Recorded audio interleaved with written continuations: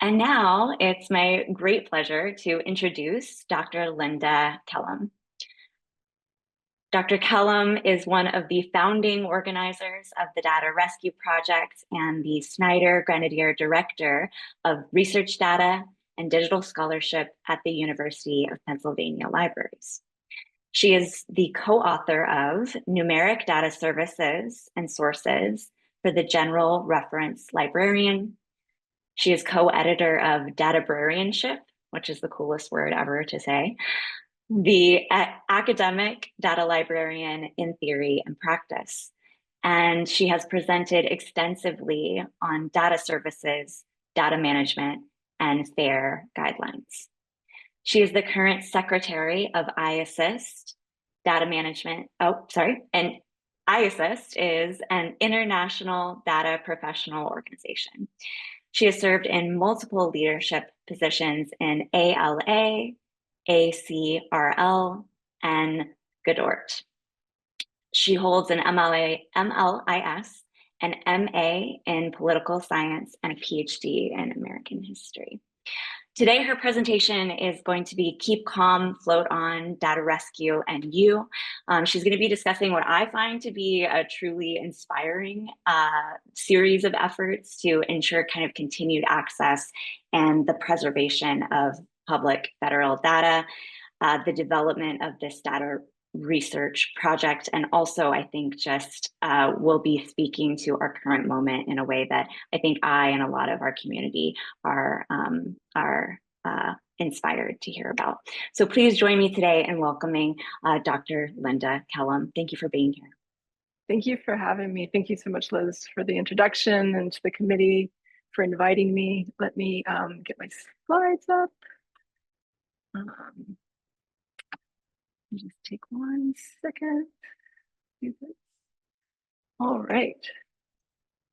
I'm really excited to speak to this community about this project and the work we've been doing. As Liz talked about, my background is in data librarianship and government information. I was a government information librarian for many years.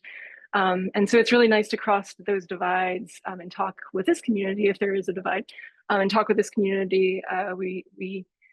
The data librarians just met last week. We had our conference last week, and it was really fun to talk with them, but it's also nice to be able to come across to this group. You might be wondering about the title, and I'll get to that later. But from the very beginning of our project, we've been drawn to imagery like life preservers. And it made sense in the context of what we were doing, which is preserving what could easily be lost. I'm also a rower on a crew team, and I took the liberty, and it's a keynote, to run with that some in this presentation. So I apologize in advance to those who know me because they listen to me talk about rowing a lot, but also for any mixed metaphors that might come up. There's a lot I could share about Data Rescue Project today, but I'm going to focus primarily on one core piece, and that's how we built and sustained a powerful distributed community. So first off, let's start with a shared understanding.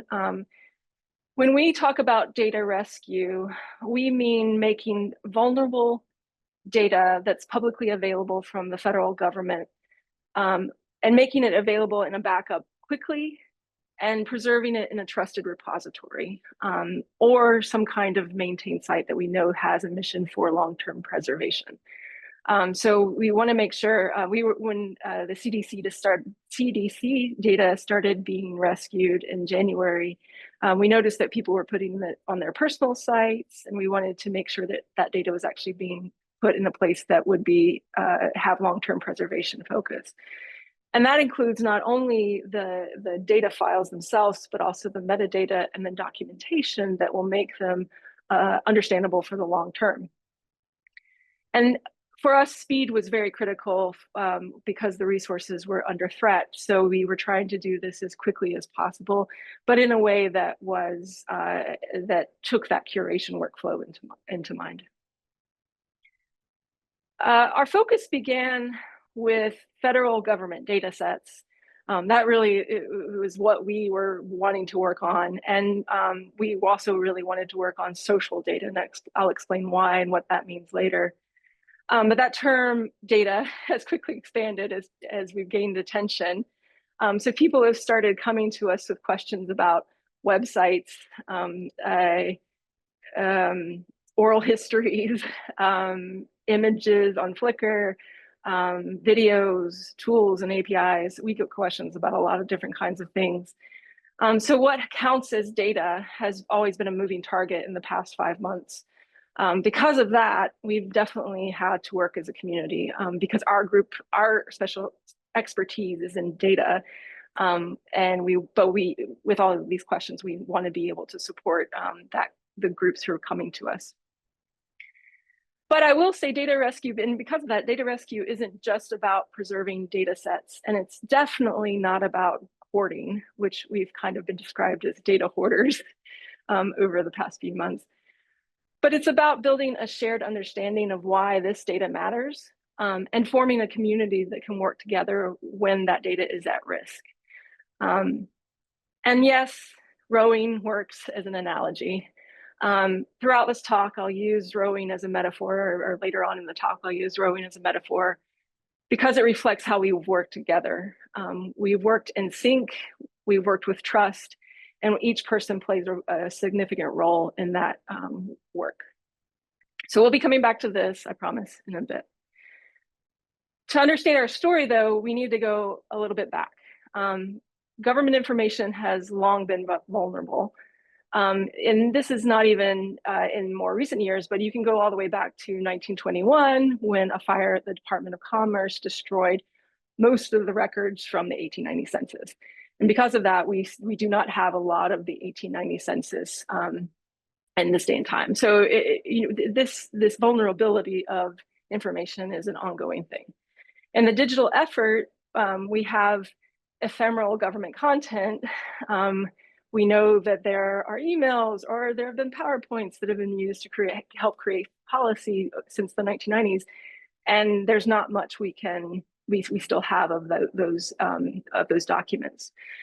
So in the digital era, efforts like the Internet Archive began to try to preserve those ephemera as much as they could get, and certainly Internet Archive has been a huge player in the work that we have been doing over the decades in relation to electronic government information. In 2008, the Internet Archive and others helped to launch the end-of-term web archive.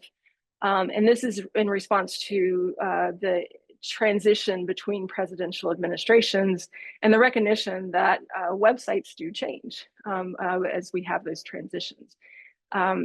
So this has happened with every presidential administration since 2008. And was certainly had a very large impact and was something that we used in our efforts during this past year or this past few months. End-of-term web archive gave us an early blueprint for how to act and for how to approach the work we were doing. In 2017, or 2016, 2017, a concern over environmental and climate data skyrocketed.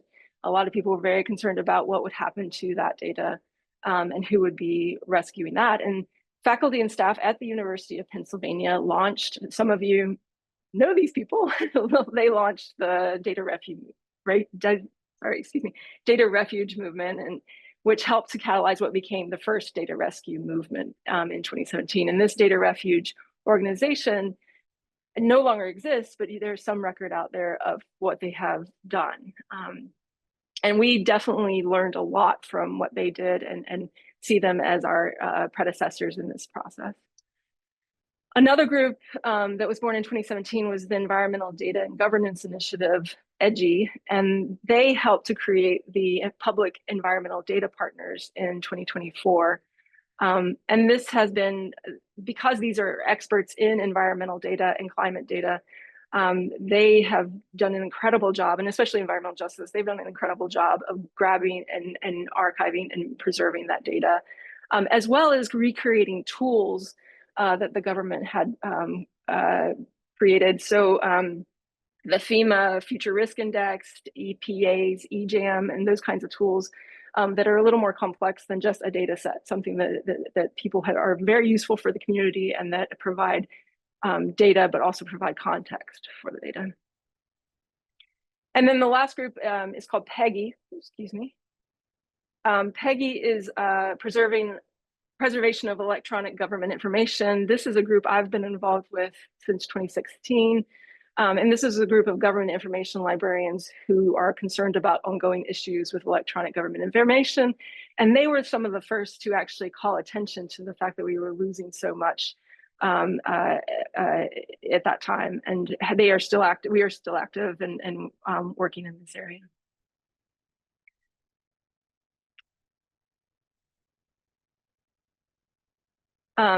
So how did we begin? How did our group start up? Well, let's fast forward to early 2025. And we began, as many of you remember, us to see a new wave of threats at this time on a broader and unprecedented scale and speed. Certainly, we knew that EDGI would be working on environmental data, and we knew that environmental data would probably be targeted. But what we've seen, it surpassed, I think, all of our expectations in terms of the scale and speed of data takedown. So since 2025, or January 2025, we've seen unprecedented attacks on the federal statistical system. This includes not only the taking down of data, like with the CDC initially, but also canceled grants, dismantled grants and contracts, dismantled offices, such as the USAID, loss of expertise in data stewardship. So much of the National Center for Education Statistics, those employees were put on leave, and those are the people who have expertise in that data. And then we've also seen data removed, altered, or left to decay, left to deprecate. Some of those efforts were direct attacks on data, others were downstream effects of agency restructuring, especially after the Department of Government Efficiency began its work. So the Data Rescue Project began in February 2025, early February 2025, as a partnership between IASSIST, RDAP, and the Data Curation Network. IASSIST, as Liz mentioned, is a data professionals network organization that is international. So we have representatives from all over the world. And it is not just librarians, it also includes professors and data archivists in other countries and a wide range of people working in data. RDAP is primarily focused on data management, very librarian focused and also American Canadian focused. But they have this expertise in data management and data curation that's really helpful. And then the Data Curation Network is a consortium of universities with data repositories, and they do networked data curation to be able to help support each other in that consortium. So we have membership overlaps. A lot of our members of IASSIST are also members of RDAP and our Data Curation Network. So we all know each other very well, and we work together closely all the time. And when we heard what was happening with the CDC, we wanted to try to do something to help. At first, our focus was really on helping patrons find data. We had a lot of questions on our listservs about, the CDC site's gone down. What do I do? What are the alternative resources I could use to answer these questions that my patrons have? So that was really the initial focus, was just trying to figure out what we could do to help people answer their research questions. And so that started with a Google Doc that went viral, I call librarian viral, in the sense that it not only was being accessed by a wide number of people, it also was being crowdsourced. People were adding to that Google Doc. And so on that Google Doc, we had information about where to find alternative sources of data. We had information about what who was working in the area. So things like EDGI and End of Term Web Archive, kind of amplifying those efforts and making sure people remembered that they existed. And again, it really got widespread attention just from a Google Doc. And it was really heartening to see this because people were adding their efforts to this Google Doc. And that's how the Data Rescue Project really kind of built as a network, was through that, people meeting each other on in this Google Doc as they added information in there. But so we quickly realized that we wanted to do something as data librarians, but we knew this couldn't be a solo effort. So we started reaching out to each other, strategizing, and we decided that we would focus for data rescues on social science data or social data. So this is data that we involve people. So we wanted to focus primarily on the Department of Education, the Institute for Museum and Library Services, which of course is one close to our hearts, as well as other areas that were important that weren't necessarily being covered by EDGI or NPEDP. And we met with people from EDGI, from Indeterm Web Archive, and then two others that got into our group pretty early on were called Safeguarding Research and Culture and SUCHO, Saving Ukrainian Cultural Heritage Online. I'll talk about those in a second. So we met, and again, this is all in the first week of February, going pretty quickly. And we decided that our goals would be to communicate. We wanted to amplify what's being done, make sure that people are aware, and that would be a guiding principle for us, is to amplify others and amplify the work they're doing. We also wanted to coordinate to make sure we're not duplicating these efforts. So if we knew that PEDP was going to do something, we would let them take care of it. Or if we knew of another group that really wanted to focus on an agency, we work with them to help with it, but we let them take care of it. And then the final to curate and conserve is really focused on our rescue, where we wanted to create thoughtful, sustainable workflows for data rescues. And this isn't traditional web archiving. This is manual effort in a lot of cases because data sets require context and documentation in a way that would be different from what you could get from web archiving. And we wanted to go to a publicly accessible place. And so and I'll talk about what that looks like in a minute. Our first real partner in this was SUCHO, and especially Sebastian Majstorovic, who is one of the steering committee members of SUCHO. And SUCHO, I know many of you were involved with this in 2022 and when they got started and worked to help them with this process. And so Sebastian came into our group and did a wonderful job getting us started. He helped us spin up our website. He helped us think through how we were going to set up our workflow. And we really benefited from the experience that they had there. Another person who was involved with this was Quinn Dombrowski, who was also in this group. So we very thankful for what we could learn from them and the things that they could bring to us. Another group that came in early on is called Safeguarding Research and Culture. And we connected somewhat randomly. This is actually, the connection here was through the data hoarder community, I think, in Reddit, I think, or the Google Doc. But this group was created in January. It's a distributed group, but primarily focused in Berlin or in Germany. Their effort is focused on web scraping and the distribution of that data through BitTorrents. And they have a catalog called SciOp, which has a lot of those web scrapes, and you can go look at those.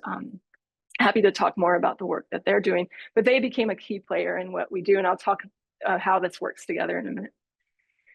So one of the most meaningful parts of this work has been the team that we've built, and meaningful for me at least. And we work like a rowing crew. Specifically, I'm going to use the analogy of an 8. Which is this boat that you can see. And this is the freshman crew at the University of Pennsylvania on the Schuylkill, which is my favorite river. So the 8+, it's 8+, has 8 rowers and a coxswain. So when it comes to how we work, the coxswain, the role of the coxswain is they're the mouth. They're the ones who guides the team. They motivate, they steer, and they call the rhythm. So they're the ones who kind of, they're not a coach necessarily, but they do provide a role sometimes of a coach. But their real purpose is to steer and to motivate. And in DRP, our motivators are our public voices. So we've been featured in a lot of news articles, and some more appropriately or correctly than others. But we appreciate the amplification of the effort. It's definitely helped us. Early on, some of us had been given permission by our institutions to speak publicly, while others had not, and had to be very careful about working with us and could not talk in the news. And we were very cognizant of those concerns and created community guidelines that recognized those challenges. In the early days, the only newspapers that would, or news outlets that would really touch us were French and German. And so we have a lot of coverage in especially the French news. But more recently, we've been appearing in other areas.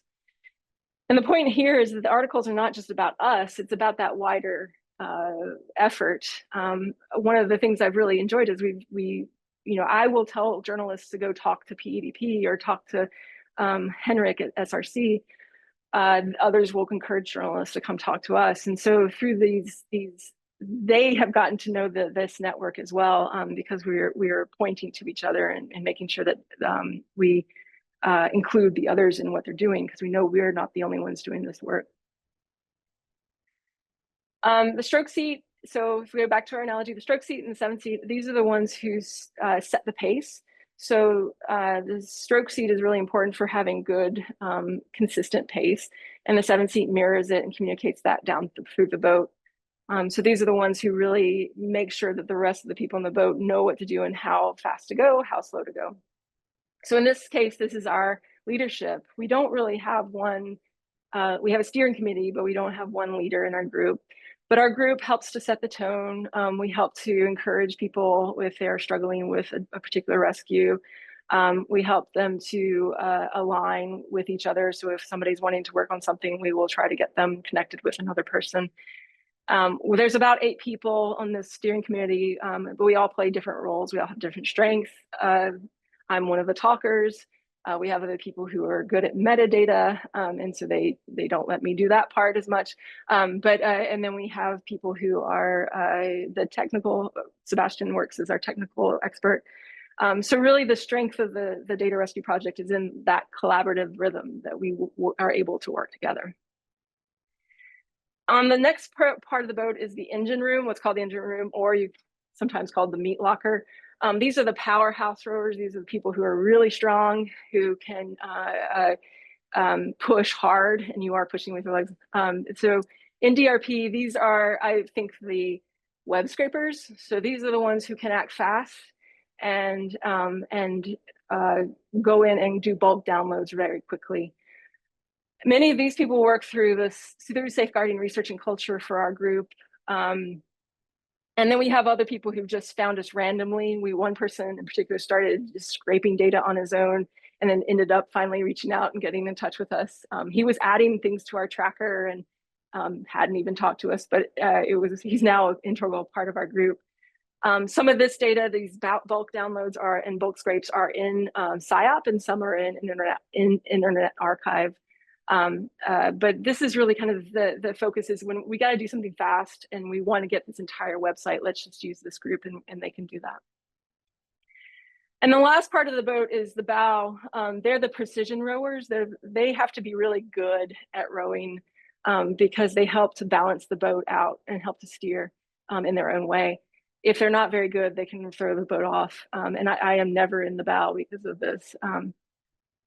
And this really, there are curators. So these are the people, the librarians from RDAP, IASSIST, Data Curation Network, who are experts in data quality and data content and data structure.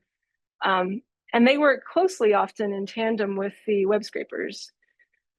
So an example of this is we were working on some CDC data, I think it's Center for Medical Services data, and one of our web scrapers had bulk downloaded all of it, but it was very disorganized and it needed some cleanup to be able to archive it.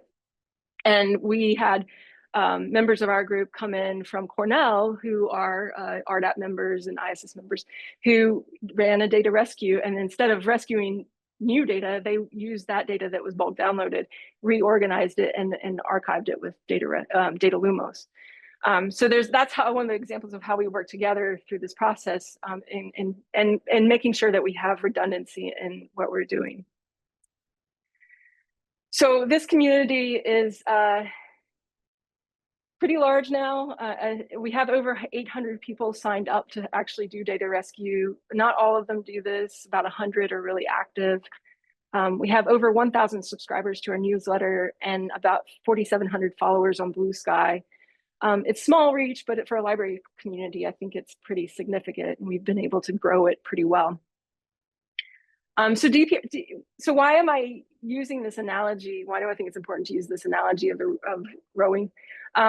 Because DRP isn't just a network. A network doesn't seem to be the right analogy. It's a community that rows together. It's a community that works together. And success didn't come from one brilliant move. It came from working in sync across the different divides and helping each other. So I'm going to switch gears just a little bit and talk about the efforts that we've been doing and some of the things we've developed over the past 5 months. I'm going to take some water. So one of the things is, of course, the website. We started with a Google Doc. And part of the reasons we started with a Google Doc is we didn't know if any institution would want to take on the content we were creating. We were worried that that would not be we were worried that there would be pushback from our institutions about necessarily taking on that Google Doc or taking on that material. So once we were able to create a website, we transferred the material from the Google Doc onto this website that is public facing. And one of the things I've just will point out includes current efforts. So these are the groups that do data rescues who've gotten in touch with us. And then also resources. So that includes resources for data curation, alternative data sources. But then one of the things that's really been nice to me is the library guides, where institutions have decided that they want to stake a claim in this effort and be public about it. And so there's a lot of library guides from institutions around the country, I think mostly around the country, who are amplifying what's happening and creating a resource for their researchers to be able to use to find data. We also created a data inventory spreadsheet. This is our tool for both nominating data sets and tracking ongoing rescues. And it's amazing to me. It's just a Google sheet, but it's been an incredible tool for us to be able to work together. We now also have a Slack-like channel. So we have a tool called Mattermost that we use that's like Slack, where we can talk to each other about what's going on in this spreadsheet. But this is still going. We still have probably a couple of hundred data sets that are on here that we haven't rescued and that we need rescuers for. But we've done a lot. When I'll get to what we've finished in a second. I am just amazed it's been as effective as it has been. There are definitely people who have had questions about it, but for the most part, people have been able to figure out what to do pretty easily. So one of our key partners, another key partner in this has been ICPSR. It's the Inter-University Consortium for Political and Social Research, and they're at the University of Michigan. So ICPSR created a special project in 2016 called Data Lumos. And it was a dedicated repository, crowdsourced repository for preserving and providing access to public US government data sets. It was built in response to what was happening in 2016. And as of 2025, up until recently, there were only about 100 data sets in this. So it was created a little bit late in that process, and because of that, there's not a whole lot of data in there from the original 2016, 2017 data rescues. One of the great things about Data Lumos is that it's open for everyone. You don't have to be from a member institution to contribute, so anyone can put data in this. And it's been a critical home for our rescued data sets, especially because it's designed with long-term access in mind. There are some limitations on the size of the data sets we can put in there, and that's worked well for what we're dealing with, but you can talk with ICPSR about putting larger data sets. So again, this infrastructure really helped us move beyond just kind of grabbing data and trying to figure out where it goes to actual sustainable archiving. And as of February 7th, which was when we started putting things into DataLumos, when we started our rescues, we've uploaded over 500 data sets into DataLumos. Most of those have been Data Rescue Project members. ICPSR has done its own data rescues, but those data are still separate from what we've been doing. And the agencies are wide ranging from FEMA to SAMHSA, Department of Education, the NEH grants data, all kinds of things are in this. And all of this has been done asynchronously across time zones and institutions. We have people, again, in Europe who are helping us do this as well. Another thing we learned from 2017 was that it can be easy to lose track of where data sets are going. So we built this tool called the Data Rescue Tracker. Two of the people who've been instrumental in this are Samuel Garland and Kathleen Burlingame, sorry. But there are others who help us with this. It is a base row application that we are using to track rescues. So we track rescues across the different rescue efforts. And it's not just our rescues, it includes rescues across the entire community, from EDGI, ICPSR to us, as well as others that can't be mentioned, who still can't be public about what they're doing. So if you're looking for a data set and wondering if it's been rescued, this is a great place to go to see, is the data set somewhere, it's been backed up someplace. And then you can go download it. And we know that people are using this and are downloading the data from ICPSR DataLumos. I can talk about that in the Q&A, but we've seen pretty good downloads of this. And then we have a maintainers view. This is where you can see the different groups that are adding to our tracker. This is a very old screenshot, so some of these people have done a lot more than this. I need to get a new screenshot. But these are the groups that are adding to that tracker who are backing up data in different ways.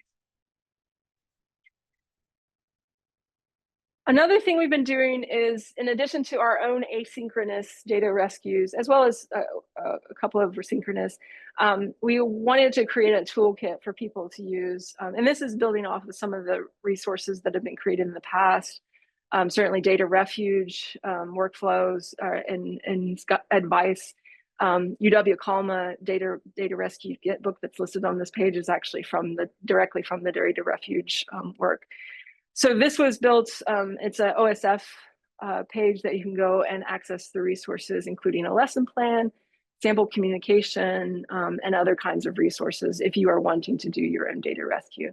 And if you do want to do a data rescue, feel free to get in touch with us and we can talk about how we've been advising groups to do it if they want to work with the data that we are trying to rescue.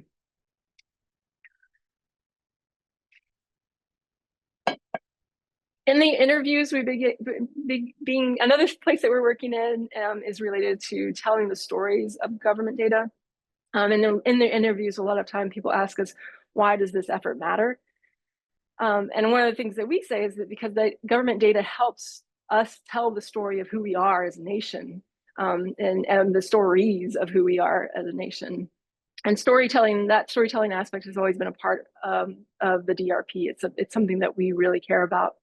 And so we have been trying to gather data user stories, talk about how people are using data, how it's important, not just for research, but also for planning services, planning for all kinds of things, and how it underlies so much of what we take for granted in the United States. If you look at any source, be it from a newspaper to a non-governmental organization's report, usually government data is underlying these kinds of things. And so we want to try to amplify it and make it obvious how that data is being used and why that's important. So if you are interested in this, please, I've seen some really creative things happen with the data user stories. Civic Switchboard recently did something that was incredible with this. So get in touch if that's something you'd like to do with your communities. So I'm going to come back to the title now. I've said that I would in the beginning. And what we've encountered through this process has been some justifiable panic. Certainly the month of February was really hard, really challenging for myself and for others. For one, we didn't know if we were going to be, if there would be retribution of some way for the work that we were doing, if we would be targeted for what we were doing. So it's been a challenging 5 months. So how do we keep on, or keep calm and float on? And I'm going to use rowing again. This time the metaphor is the rowing stroke. So it's the actual process that you do to move the boat. And in rowing, a lot of people who don't know about rowing focus on the drive. That's when you push with the legs, and it's really fun to push. You push hard. But the real magic is in the recovery process, and that's this number 6 here. It's the moment after the push when you're coming back up the slide to start your next stroke. And you can feel the boat, if you're doing it right, you can feel the boat gliding beneath you. When it's done well, it feels like you're floating on water. I mean, it's an incredible experience. And I've joked around calling it floating like a ferry, because it really does feel like you're coming up and just floating, and the boat's just moving nicely under you. And you can especially feel this when the whole crew moves together as one. If one person is off, the feeling is not going to be there. It just isn't going to work out. And that's what this community has felt like in a lot of ways. We've worked hard, we've faced challenges, we've had, to communicate, figure out communication, but it has felt like floating a lot of times, like we're moving with purpose and we're moving together. And despite the panic and pressure of the last 5 months, this community effort has felt at times effortless. And not because it was easy, but because it was shared. It was something that we were doing together. We've crossed professional, institutional, and international divides to preserve, with the goal of preserving the nation's memory. And we've done it because we firmly believe that government data is a public good, and it is foundational to an informed society. And those guiding principles are what underline all that we do. But we're not done. Like I said, we have some rescues left, but we also have a lot of questions we have to face in the future. And this is not just data rescue project. A lot of this are not questions I can do anything about. But it's questions that are important for us to be thinking about as a community and as a nation. A big one has been what happens to restricted access data. So the data we are going for is the publicly accessible data that we can back up, but there's a lot, the government creates a lot of restricted access data. Just a couple of examples, the USAID's Demographic and Health Survey, the Pregnancy Risk Assessment Monitoring System. There's restricted access data within the Bureau of Labor Statistics. There's restricted access data everywhere. And this data requires an application process. It's usually microdata that gives some indication of individuals, some level of indication of individuals. Those application processes in a lot of cases have been closed. And it typically because of staffing issues in the agencies. There's no one to staff that application process. And this is really disheartening to see this happening, because this is the data, especially researchers rely on, primarily researchers rely on to be able to ask questions about the data, ask questions about our country. So this is a really troubling part of what's happening, and something that we can't directly do anything about, but we've been part of those conversations. There's also people who are focusing on the impact on data integrity and data collection. What does this, as we are trying to back up this data, how do we ensure that that data integrity is there? How do we ensure that it remains viable? There are a lot of questions about, I always get questions about bad actors, people who might add things to data or change data in the data rescues. So that's something that we're looking at. In addition to the data collection process, certainly, how do we, if the data collectors are no longer part of those agencies, who is going to be doing the data collection? How do we continue to do this over time? And thirdly, how do we reestablish trust in the federal statistical system? I recently got a question, I get a lot of questions on Blue Sky, a lot of questions on Blue Sky about different things. So one of the questions recently was someone got the American Community Survey form and it said that they were required to fill it out. But they were like, why should I fill this out and give them my information if I can't trust that it is going to be confidential? It's going to be, you know, that I know that they're going to use it well. And and we told them, like, this is protected by law. That law still exists.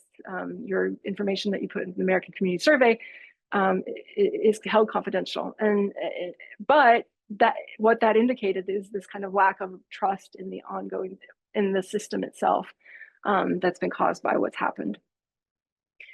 The fourth question is, how do we create infrastructure for the next time? We had a lot of infrastructure this time that Data Refuge did not have in 2017, but there was also infrastructure missing, and there were pieces missing from that. And so thinking about how do we create a sustainable infrastructure for future data rescue needs, either here or abroad in other countries. And we've definitely seen this, with Sucho having to do their own effort and then us having to spin up. We don't want the next country or the next group to have to do the same kind of thing. So we want to be able to think about what is sustainable for an infrastructure that we can pass on to the next group. And then how do we sustain the community we build across professions and across international borders? As I've said all along, it's not just data librarians, it's not just web scraping, web archivists, it's not just professors in their fields. It's not just, it's not all just any one of those groups. It's all of us that have been working together. I've met so many people over the past 4 months, 5 months, that I never would have met otherwise if it weren't for this effort. And it's really wonderful to have those connections, but then how do we sustain them moving forward?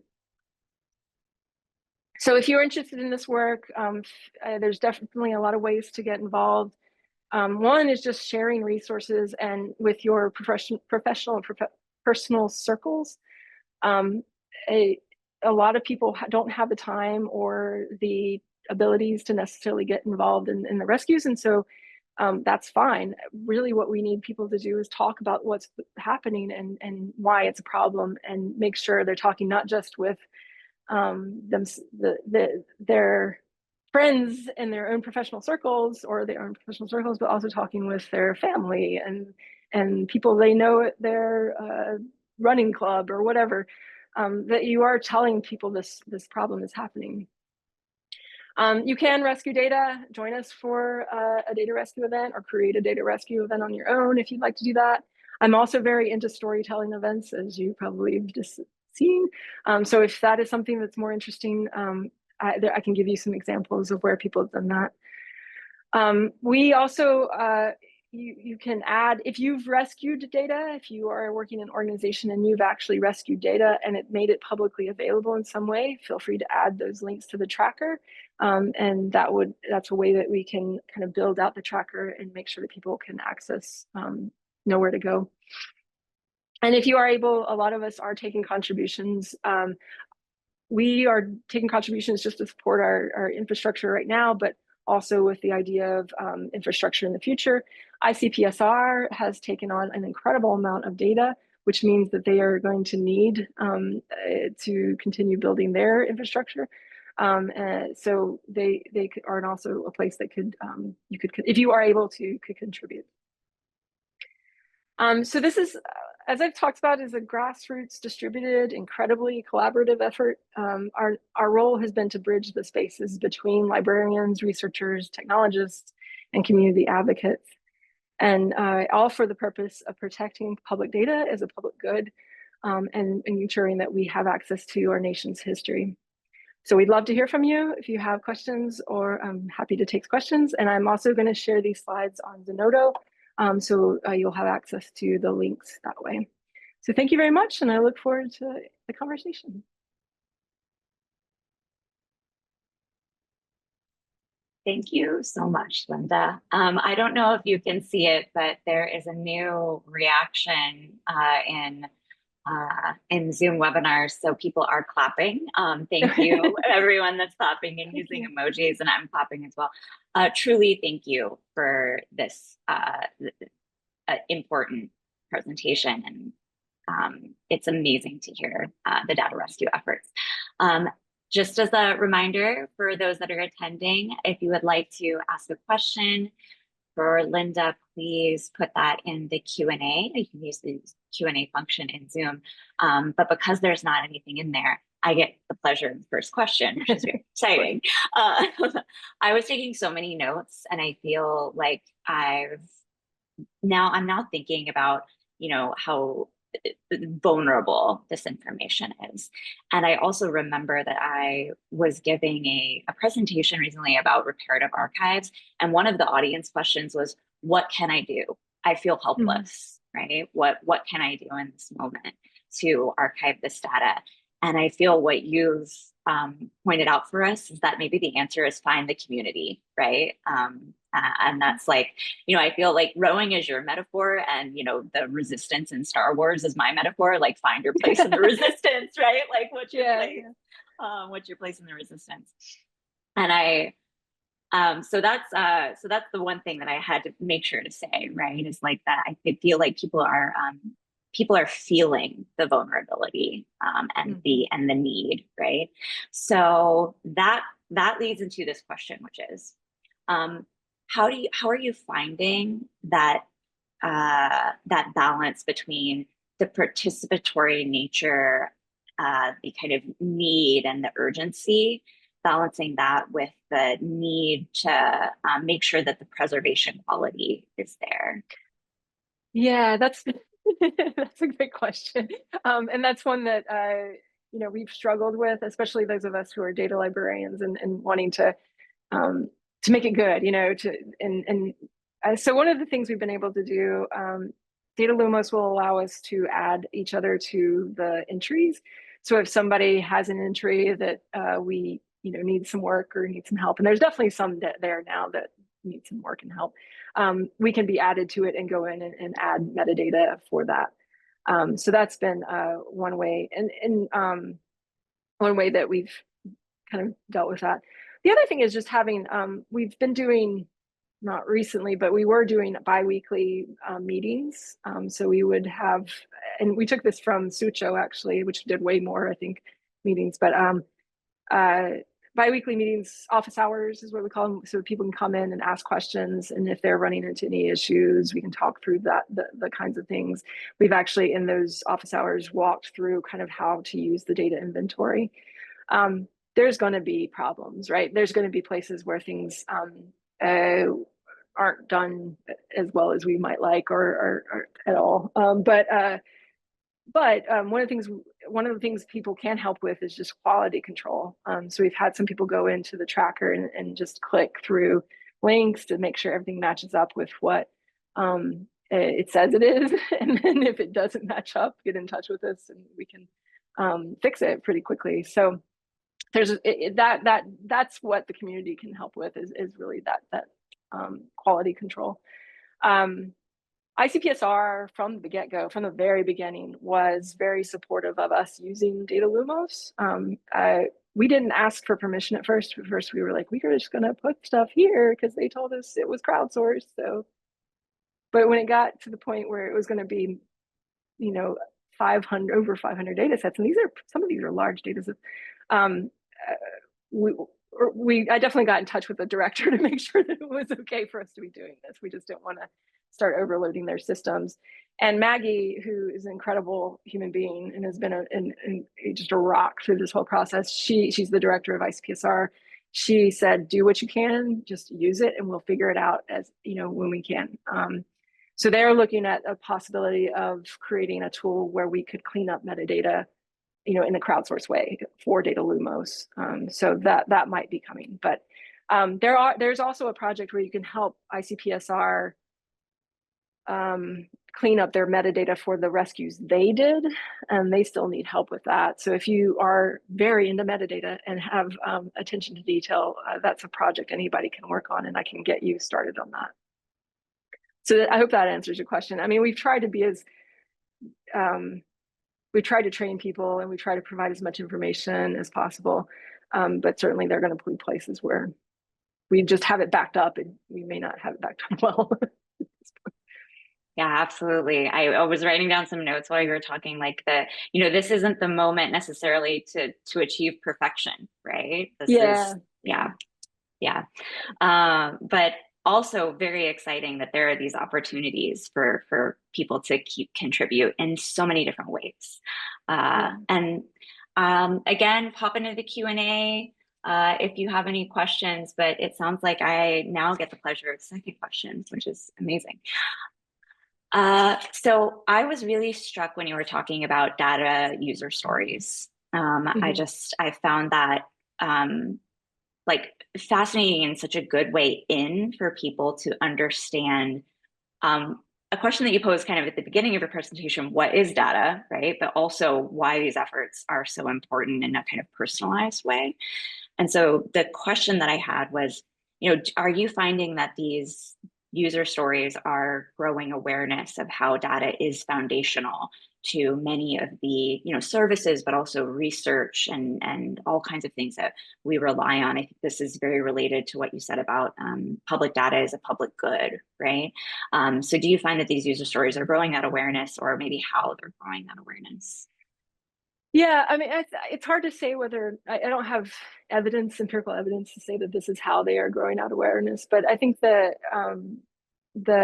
we're seeing fewer journalists when it comes to that avenue, fewer journalists are saying, why does this matter? And saying, here's how it matters, which I think is a good change. It's been a nice shift in that language. And so there being a lot more, saying you need this data because you can't, we need to know what flood zones are going to be impacted. We need to know these things. And so that's been nice to see, that kind of shift in the way they're talking about it. Our user stories have been, I don't know how they've been used beyond, we use them for posts for our website. There's another group, which let me grab the link, called America's Essential Data. They're more focused. I don't know, can I send this to the chat? Let me try. See if it goes. If you send it to the chat, I'll send it to yeah, that's perfect. Okay. Yeah. So this is a group that includes the former chief data scientist of the United States, as well as some other people who've worked in the federal government in previous administrations. And they are looking to gather these stories in a real advocacy sense, because they have connections with people in Congress. They are also working with lawyers to make the case for when data is statutorily required. So there's data collection that is legally required, and then there's data collection that's regulatory. And so when it's legally required, when it's something that it's part of the statute, they have to continue that collection. And so America's Essential Data has been working to try and make that case in DC. So they are a great group. They also have been collecting user stories in a much more focused way, because it's being used to make that legal argument. And I think that's an interesting one there. Oh, this is, do you want to read the question that's in the Q&A? I'm so excited. Yes. So we have a question from Brandon Walsh, who says, could you talk a little more about how teachers might engage with data rescue efforts in the classroom, ways to integrate it at various scales with students, models for doing it well? Yeah, I think this is a great question. I think the challenge for, we haven't had anybody from a school get in touch with us directly, but we did have public librarians get in touch. And so one of the things they were having to consider is a way to do this that didn't seem political. There are a lot of kind of fine lines they have to walk when it comes to this. And so one of the way we've talked about it to try and make that more amenable to that is that this is not a political question. This is about preservation of data. It's about preservation of government information for the long term for our nation. And all of the groups have used that kind of language to be able to say that this is not a political question. And I think that's one of the things that they need to be thinking about, is how do they approach that, like the framing of this in a way that's not going to cause problems, cause harm for themselves. I think one of the interesting things with teachers or with school children is it would be the storytelling, maybe not so much the data rescue part of it. The data rescue part might be a little fiddly and technical maybe for them, but definitely thinking about how this is the perfect audience, I think, to think about how does data underpin and government information underpin so much of what we do, and making that explicit to those students, and thinking first about that question before thinking about how do we rescue this if it's at risk. That would be my approach. But I'm also more of a storyteller than a technologist. And so that's why I think for me, that's the route I would take with children personally. Brandon, I hope that answers your question, but if you have other ideas, I'd love to. I can't in this format, but I would love to hear more. Maybe on Blue Sky, you can put some ideas there with our Blue Sky account. Thank you so much. And just a reminder, you can definitely pop into chat. No, I love that. And also I love the invitation to kind of continue this conversation as we, begin to wrap in the next couple of minutes. I think the invitational nature of the Data Rescue Project, right?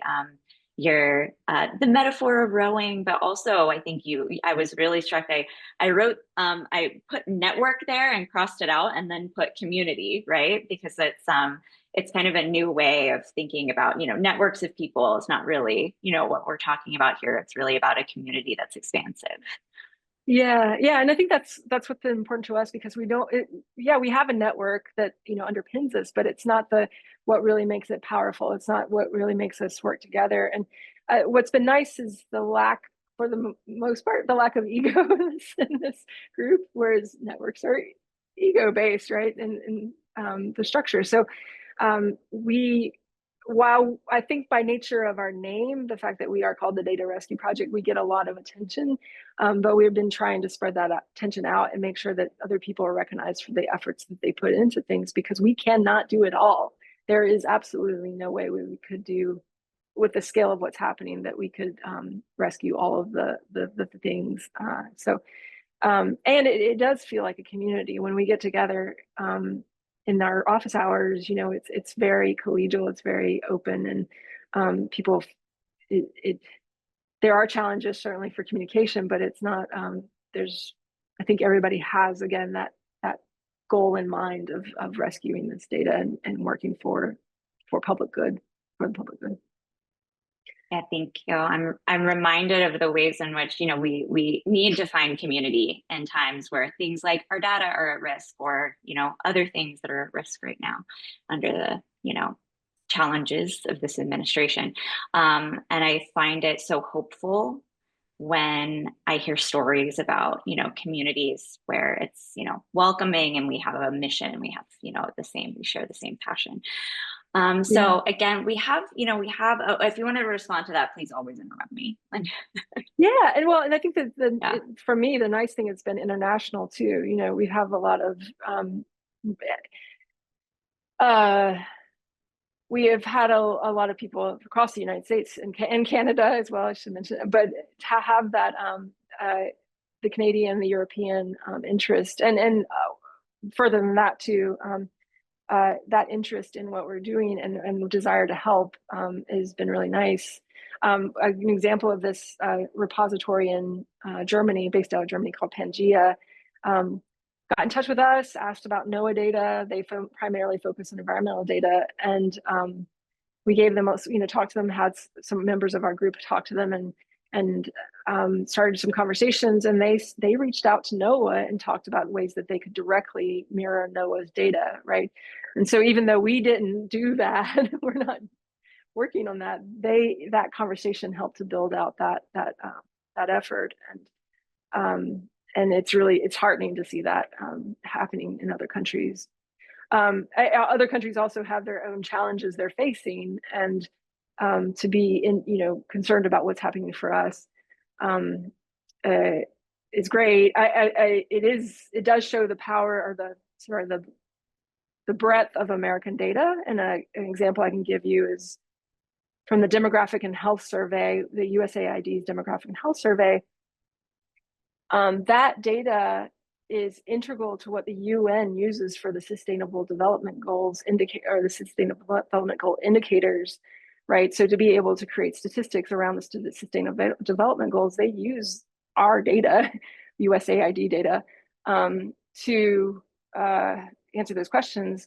Some of that data will continue to be available because it is kind of country related, and so those countries have access to their own data sets. But for sub-Saharan Africa, it's not the case from what we've been told. And about 90% of the data, the indicators, come from the USAID's data. So without the USAID data, we're going to have a hole, not just for understanding the United States, but also for understanding those countries who haven't collected the data themselves. So in that way, it is an international question. It is of international concern. Makes sense. The ways in which all of our efforts and all of our data and all of ourselves are so interrelated in an international way. I mean, I think, I had this vision of community that you gave me, and now it's like an international vision of community, which is really powerful. Yeah. So we do have, I believe, one question that's coming in. So this question is from Winnie, who says, how about grassroots communities or general public members? Do you have a sense of how their reception of the project has been with them? Or have you had a chance to bring them at some point in direct contact with project efforts? Yeah, definitely. So the first off, non-governmental organizations, nonprofits have gotten in touch with us and asked about it because they depend on this data. But we've also had a lot of general public members of the general public, some of whom become data rescuers. One in particular he's not a researcher. He's not a librarian, and he did about 40 data rescues within the first week of this project, and said it was. He had a friend who was a federal employee, and he felt so horrible for what was happening to them that he felt like that this was the way to give back to that friend. A lot of those people came in through the Data Hoarder Reddit. So if you go to the Data Hoarder Reddit, it's about 900 people, and I don't even remember how. I think the way I ended up over there was because of the Google Doc. Somebody put that into the Google Doc, and we were like, well, let's go explore what's going on here. When we shared that information, they were very thankful and very interested in it. And some of those then became data rescuers. There was a point where, and when it comes to the reception, there was a point where some people were like, this is a political thing. And before I could even respond, I think they said, this is a political thread. It needs to be in a political, I don't know Reddit terms, but it needs to be over in its own little political area and shouldn't be in this. And somebody responded before I could that, no, this isn't a political question. This is about access to information, and we should continue to have access to information. So not somebody from our group, just some random person that said that. So it was very heartening to see that in that community. And we haven't had any kind of I can say from the over 800 people we've had sign up, there's a lot of people who are not researchers. There's a lot of people who are just, I'm interested in this. I read about it in this magazine or this newspaper, and I want to help out. Thank you so much, Lynda. I think we're winding down now, but I think that that ending was perfect, right? Talking about community and data rescuers. So I want to say, please, everyone, join me in thanking Dr. Lynda Kellam. You can use your reactions at the bottom. I think there's a lot of people clapping and sending hearts, Lynda, if you can't see those reactions. So thank you so much for being here.